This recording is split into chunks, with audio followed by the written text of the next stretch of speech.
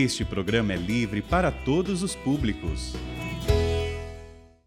O Senhor esteja convosco. Ele está no meio de nós. Proclamação do Evangelho de Jesus Cristo, segundo Mateus. Glória a vós, Senhor. Naquele tempo, Jesus contou-lhes outra parábola. O reino dos céus é como uma semente de mostarda, que um homem pega e semeia no seu campo. Embora ela seja a menor de todas as sementes, quando cresce, fica maior do que as outras plantas e torna-se uma árvore, de modo que os pássaros vêm e fazem ninhos em seus ramos. Jesus contou-lhes ainda uma outra parábola.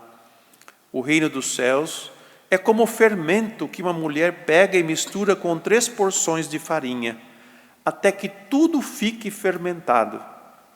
Tudo isso Jesus falava em parábolas às multidões.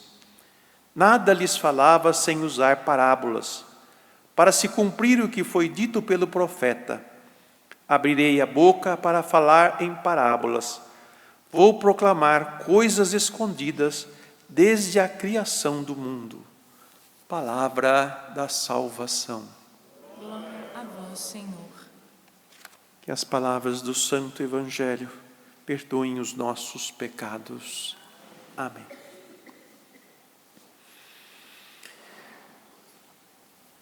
A idolatria é tirar Deus e colocar outra coisa no lugar dele. Quando eu confio mais em mim mesmo ou nas coisas que estão ao meu lado, eu cometo idolatria. Assim como os deuses que os antigos fizeram, as estátuas, as representações de divindades, são coisas criadas pelo homem. Mas Deus não foi criado pelo homem. Foi Deus quem criou o homem. É diferente. A relação nossa com Deus é de criatura com o Criador. E em Cristo Jesus é de filho adotivo e filha adotiva com o Pai.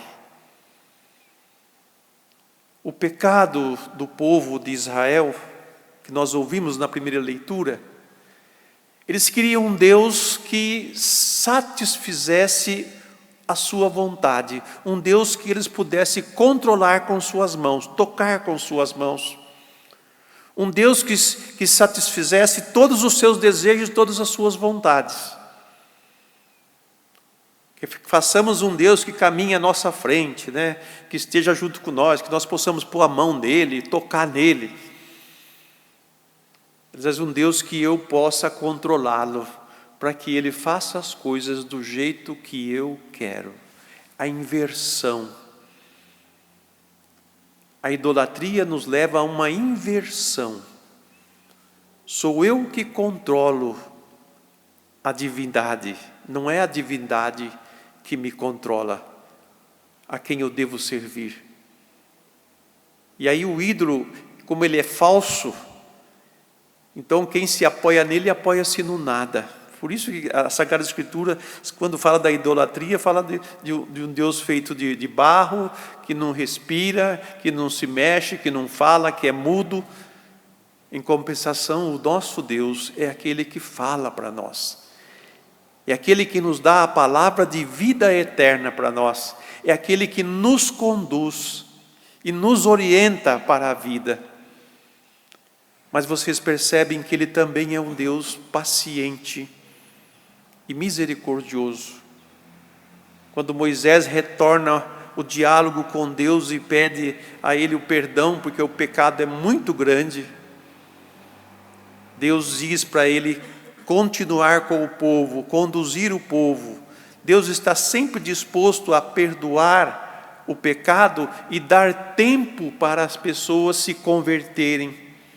Como esse tempo que nós estamos vivendo é um tempo que Deus dá para a nossa conversão. E todo pecado e toda falha tem punição.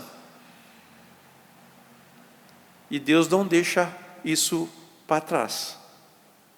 Ele já deixa escrito que eu vou puni-los, castigá-los, para que eles, por causa desse pecado.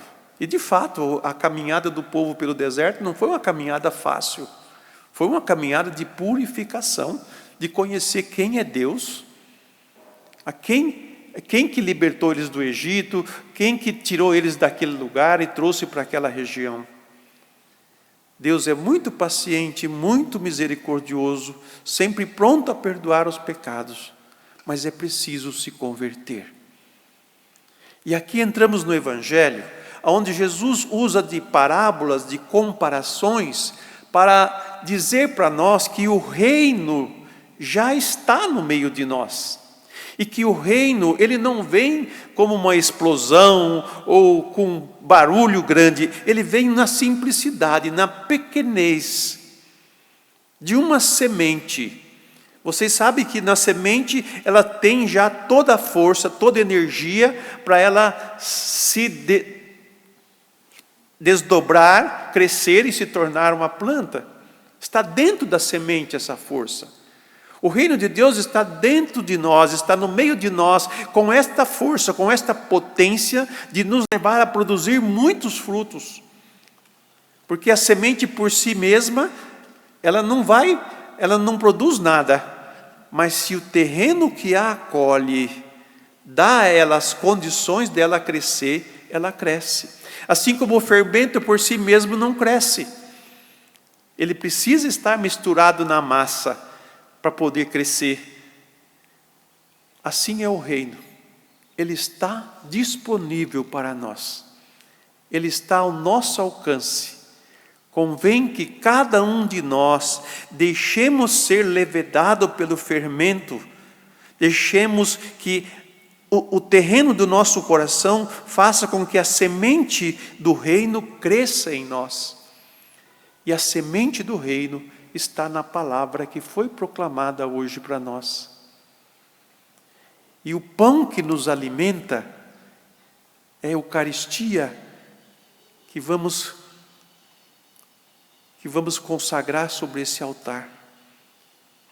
É o alimento que nos faz crescer. O crescimento, o desenvolvimento é lento, mas ele vai se desdobrando e vai crescendo como aquela semente e como o fermento na massa. Aos pouquinhos vai crescendo. Permita, acolha o reino na sua vida. Abandone os seus ídolos. Tire os ídolos, ou até mesmo esta consciência frágil daquele povo que ficou confusa. Muitos têm uma consciência confusa em relação a Deus. Acham que Deus é aquele que me serve, aquele que me dá o que eu preciso, aquele que ele tem que fazer a minha vontade. Nós precisamos perder essa mentalidade. E de nos aproximarmos dele como filhos e como filhas, que precisa do seu perdão, que precisa da sua misericórdia, mas que precisa também que o reino cresça em nós, que o domínio de Deus sobre nós aconteça, que de fato ele reine, e que nós o escutemos, e que nós vivamos como filhos e como filhas dele. Inácio permitiu que o reino crescesse dentro dele, e ele produziu muitos frutos, montou um exército a serviço da igreja para defender a fé, a verdadeira fé, o verdadeiro Deus, que é o nosso Deus. Que o Espírito Santo dê a todos nós essa consciência clara e límpida a respeito da nossa fé e permitirmos que o reino encontre em nós o espaço, o terreno propício para que ele possa desenvolver e crescer e atingir a sua plenitude. A Deus seja dada a honra, a glória e o louvor pelos séculos sem fim.